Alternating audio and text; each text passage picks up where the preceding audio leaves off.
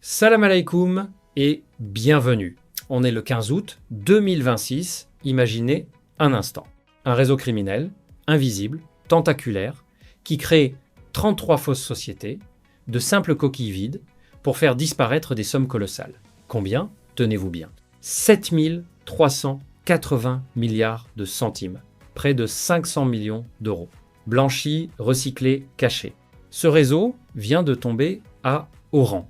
14 personnes arrêtées. Et je vais vous raconter comment la police algérienne a démonté cette machine criminelle pièce par pièce. Une affaire vertigineuse, digne d'un film, mais dans cette vidéo, il y a bien plus. Nous verrons la récolte agricole exceptionnelle qui fait la fierté de l'Algérie cette année. Nous parlerons aussi d'une décision importante pour votre argent et vos droits.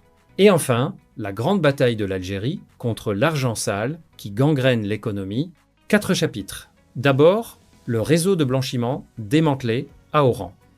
Ensuite, la fierté agricole de l'Algérie. Puis, une décision qui touche votre quotidien. Et enfin, la guerre contre l'argent sale.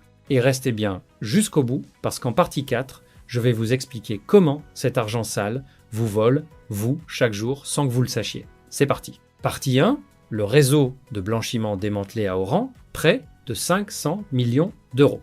Commençons par cette affaire spectaculaire, qui révèle à la fois l'ampleur de la criminalité financière et l'efficacité des services de sécurité algériens. Voici les faits, tels qu'établis par la Sûreté nationale. À Oran, dans l'ouest du pays, le service régional de lutte contre la criminalité organisée a réussi à neutraliser un réseau criminel organisé à dimension internationale. Ce réseau était spécialisé dans le blanchiment d'argent, la fraude fiscale et le recyclage de capitaux d'origine suspecte. 14 de ses membres ont été arrêtés. Mais c'est le mode opératoire et les montants qui donnent le vertige. Écoutez bien, car c'est fascinant et révoltant à la fois. Ce réseau avait créé 33 sociétés fictives, 33 fausses entreprises, des sociétés écrans, comme on les appelle, qui n'existaient que sur le papier. Elles n'avaient pas de vraie activité, pas de vrais employés, pas de vrais produits. Leur seul but, servir de façade pour faire circuler de l'argent sale. Comment ça marche? Une société écran. Laissez-moi vous l'expliquer simplement, car il faut comprendre ce mécanisme. Imaginez que vous ayez de l'argent d'origine illégale, de la fraude, du trafic, de la corruption. Vous ne pouvez pas le déposer tel quel à la banque. Cela attirerait l'attention. Alors, vous créez une fausse entreprise. Vous faites passer votre argent sale à travers cette entreprise, en le déguisant en chiffre d'affaires, en fausse vente, en fausse facture. À la sortie, l'argent paraît propre, légal. C'est ça le blanchiment, donner une apparence légale à de l'argent sale. Et ce réseau d'Oran avait industrialisé ce système, avec 33 sociétés. Grâce à l'exploitation méthodique des comptes bancaires de ces entreprises de façade, ils ont réussi à retirer en espèces, à liquider plus de 7 380 milliards de centimes, soit 73,8 milliards de dinars, et au taux de change officiel, cela représente environ 490 millions d'euros, près d'un demi-milliard d'euros. Des sommes astronomiques qui donnent une idée de l'ampleur de cette criminalité. Lors des perquisitions, les enquêteurs ont saisi des éléments accablants. 420 de cachets humides. Vous entendez bien, 422 cachets, ces tampons officiels qui servent à valider les documents. 82 correspondant aux différentes fausses sociétés et à leurs gérants fictifs. Ils ont aussi saisi de nombreux chéquiers appartenant à ces entreprises fictives. Et les enquêteurs ont identifié 29 biens immobiliers, des appartements, des locaux commerciaux, des terrains achetés avec cet argent sale. Ce qui est remarquable dans cette affaire, c'est le travail d'enquête. Les investigations se sont étendues à plusieurs wilayas du pays et même à l'étranger, car le réseau avait une dimension internationale. Démonter un tel système, identifier les 33 sociétés, remonter les flux financiers, c'est un travail de fourmi, minutieux, qui témoigne du professionnalisme croissant des services algériens de lutte contre la criminalité économique. Alors, comment analyser cette affaire? Comme toujours, je vais vous donner les deux lectures. Honnêtement, la première lecture, c'est le choc et l'indignation. Près de 500 millions d'euros blanchis. C'est énorme. Cela montre l'ampleur de la criminalité financière qui gangrène l'économie. Ces réseaux détournent des richesses colossales qui échappent à l'impôt, qui ne financent pas les écoles, les hôpitaux, les routes. C'est de l'argent volé à la collectivité, à vous, à moi. Et souvent, cet argent sale provient d'activités nuisibles, trafic, corruption, fraude. C'est révoltant. La deuxième lecture, plus encourageante, c'est l'efficacité de la réponse. Ce réseau, aussi sophistiqué soit-il, avec ses 33 sociétés et ses ramifications internationales, a été démantelé.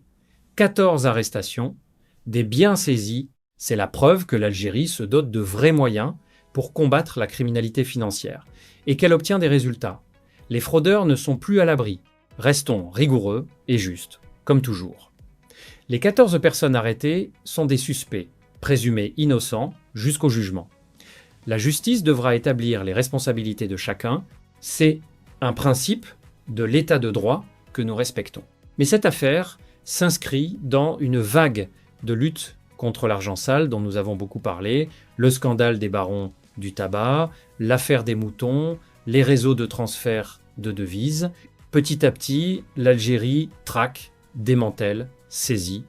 C'est un combat essentiel car on ne peut pas bâtir une économie saine sur un océan d'argent sale. Après ce plongeon dans les eaux troubles de la criminalité financière, respirons un grand coup et parlons d'une fierté, d'une belle nouvelle qui vient de la terre algérienne. La récolte agricole exceptionnelle de cette année, partie 2, la fierté agricole de l'Algérie. Une année exceptionnelle. Passons donc à un sujet qui fait la fierté de l'Algérie et qui touche à un enjeu vital, l'agriculture, et une année de récolte exceptionnelle. L'agriculture algérienne connaît un essor remarquable, dont nous avons parlé au fil des semaines, et cette année, 2026, confirme cette dynamique. Rappelons quelques chiffres qui donnent la mesure de cette réussite. L'agriculture représente désormais plus de 15% du produit intérieur brut de l'Algérie, avec une production évaluée à environ 34 milliards de dollars. 34 milliards de dollars de production agricole, c'est considérable. L'agriculture est devenue un pilier majeur de l'économie nationale, à côté des hydrocarbures. Et cette année, plusieurs récoltes battent des records. Nous avons parlé de la récolte de blé, annoncée comme historique, du jamais vu depuis l'indépendance. Nous avons parlé du record de l'ail à Mila, de la production de pommes de terre, de dattes, dont les fameuses de Glénour exportées dans le monde entier. De l'agriculture saharienne, qui fait pousser des cultures en plein désert grâce à l'irrigation. Pourquoi cette réussite agricole est-elle si importante? Pour plusieurs raisons fondamentales. D'abord, la sécurité alimentaire. Un pays qui produit sa propre nourriture est un pays souverain, indépendant. Nous l'avons dit, l'Algérie a longtemps dépendu massivement des importations pour nourrir sa population. Chaque récolte record réduit cette dépendance, renforce l'indépendance alimentaire du pays. C'est stratégique, vital. Ensuite, l'économie de devises. Moins d'importations, c'est moins de devises qui partent à l'étranger. Et de plus en plus d'exportations agricoles, comme les dattes, c'est des devises qui rentrent. Un double bénéfice, puis l'emploi. L'agriculture fait vivre des millions d'Algériens dans les campagnes, dans les régions rurales. Développer l'agriculture, c'est créer des emplois, fixer les populations sur leurs terres, développer les territoires de l'intérieur. Enfin, la fierté. Voir l'Algérie produire, récolter, exporter, se rapprocher de l'autosuffisance, c'est une source de fierté légitime. La terre algérienne est riche et bien travaillée. Elle peut nourrir son peuple. Comment expliquer ces succès agricoles? Par une politique volontariste. Le soutien de l'État aux agriculteurs, l'extension des surfaces cultivées notamment au sud, la modernisation des techniques, l'irrigation, la mécanisation, l'amélioration des semences, et cette année, des conditions climatiques favorables dans plusieurs régions, mais honnêteté oblige. Restons lucides, car il ne faut pas verser dans l'autosatisfaction. Malgré ces records, l'Algérie continue d'importer une partie de son alimentation, notamment du blé, comme nous l'avons vu avec cette commande récente de plusieurs centaines de milliers de tonnes. Une bonne année ne suffit pas à assurer l'autosuffisance. Il faut de la régularité, année après année. Et il y a le grand défi du changement climatique, la sécheresse, les canicules, les incendies dont nous avons tant parlé cet été, menacent l'agriculture, une année peut-être excellente, la suivante catastrophique à cause du manque de pluie. Le vrai défi, c'est de sécuriser la production sur le long terme en s'appuyant sur l'irrigation, le dessalement, l'agriculture saharienne, moins dépendante des aléas climatiques. Il faut aussi mieux organiser les filières, le stockage, la conservation, la transformation, la distribution. Nous avons vu le paradoxe de produits qui pourrissent faute de stockage, pendant que les prix flambent. Une agriculture forte, ce n'est pas seulement produire, c'est aussi bien conserver et bien distribuer. Mais réjouissons-nous de cette dynamique.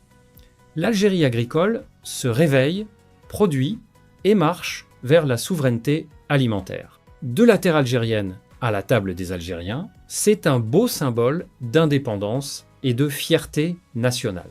Après cette fierté, revenons à un sujet concret qui touche votre quotidien et vos droits. Une décision récente qui mérite votre attention. Partie 3. Une décision qui touche votre quotidien. Le 3e chapitre de cette vidéo concerne une série de mesures et de décisions récentes qui touchent directement la vie quotidienne des Algériens, votre argent, vos démarches, vos droits.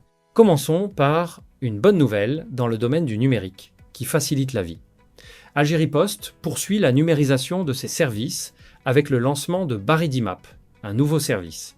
Ce type d'outil vise à faciliter l'accès des citoyens aux services postaux et financiers, à localiser les bureaux et distributeurs, à réduire les déplacements et les files d'attente. Nous avons souvent parlé de cette révolution numérique de l'administration algérienne qui, malgré ses défis, améliore concrètement le quotidien.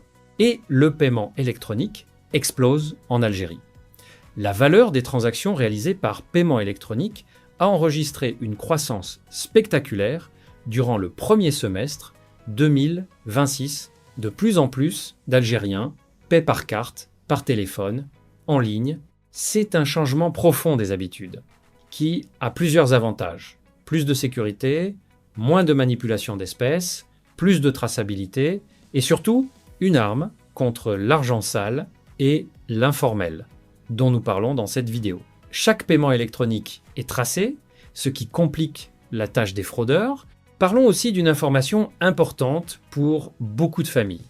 Dans le domaine de l'éducation, le ministère a prolongé certains délais administratifs, notamment pour le dépôt des demandes de transfert des enseignants. Et rappelons que la rentrée scolaire a été reportée au 20 et 1 septembre, dont nous avons parlé. Autant d'informations pratiques à connaître pour les familles et les personnels de l'éducation. Il y a aussi une mise en garde importante que je veux vous transmettre. Dans un esprit de service, la Société nationale Naftal, qui distribue les produits pétroliers, a mis en garde ses clients contre des tentatives d'arnaque et de fraude utilisant son nom. C'est un rappel de la vigilance nécessaire face aux escroqueries. Comme nous l'avons dit récemment à propos de la fausse rumeur sur l'allocation touristique, méfiez-vous des arnaques, vérifiez toujours les sources officielles, ne communiquez jamais vos données personnelles ou bancaires à des inconnus. Enfin, une information qui touche au pouvoir d'achat. Le ministère du Commerce extérieur a prolongé certains délais concernant les importations, une mesure technique qui vise à fluidifier l'approvisionnement du marché. L'objectif est d'éviter les pénuries et de stabiliser les prix, dans un contexte où le pouvoir d'achat reste la préoccupation majeure des familles. Que retenir de toutes ces décisions? Qu'elles dessinent une administration en mouvement, qui se numérise, qui cherche à faciliter la vie des citoyens, à protéger le consommateur et à améliorer les services. C'est pas parfait, loin de là, les lourdeurs administratives, les lenteurs, les dysfonctionnements existent encore, nous les connaissons tous, mais la direction est celle de la modernisation et du service aux citoyens. Mon conseil, comme toujours, informez-vous, connaissez vos droits, utilisez les services numériques qui vous facilitent la vie et restez vigilants face aux arnaques. L'information est votre meilleure arme pour naviguer dans le quotidien et faire valoir vos droits. Terminons cette vidéo en revenant sur le fil rouge qui relie tous ces sujets, la bataille de l'Algérie contre l'argent sale. Et je vais vous expliquer pourquoi cette bataille vous concerne directement, vous, chaque jour. Partie 4, la guerre contre l'argent sale, pourquoi elle vous concerne. Pour ce 4e et dernier chapitre, prenons de la hauteur et parlons de ce combat essentiel qui relie le réseau d'Oran, les barons du tabac et tant d'autres affaires. La guerre contre l'argent sale. Et je veux vous expliquer pourquoi cette guerre vous concerne directement dans votre vie de tous les jours. D'abord, qu'est-ce que l'argent sale et le blanchiment? L'argent sale, c'est l'argent qui provient d'activités illégales. Trafic de drogue, corruption, fraude fiscale, contrebande, marché noir des devises. Le blanchiment, c'est l'opération qui consiste à donner à cet argent sale une apparence légale, comme nous l'avons vu avec les sociétés écrans du réseau d'Oran. Maintenant, pourquoi est-ce si grave et pourquoi cela vous concerne-t-il? Écoutez bien, car c'est fondamental et beaucoup de gens ne réalisent pas à quel point cela les touche.